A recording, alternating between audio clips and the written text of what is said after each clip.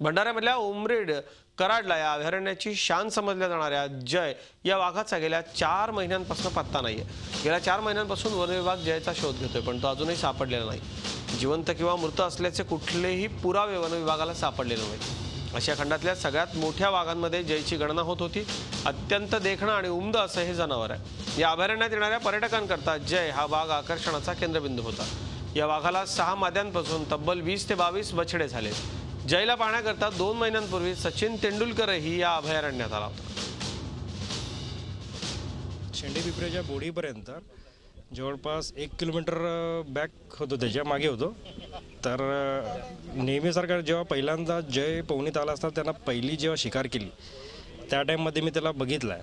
म्हणजे जयचा जो रुबाब आहे तो, आणि त्या दिवशीच्या टोटली वीक। आता महत्त्व ह्या लँडस्केपसाठी खूप इम्पॉर्टंट आहे, कारण की ह्या लँडस्केपमध्ये आता मॅक्सिमम जी बच्ची आहेत किंवा जे जिनपूल आहे ते जयकडूनच आहे।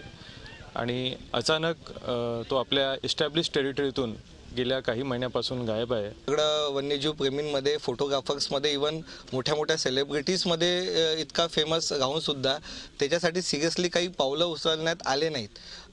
WII वन विभाग म्हणा किंवा बाकी जेही कन्सल्टिंग ऑथॉरिटी आहेत, सगळ्यांनी मिळून आम्ही आता असा निर्धार केलेला आहे की जयला शोधण्याची शोध मोहीम एक आपण राबवायची। झी 24 तास रहा एक पाऊल पुढे।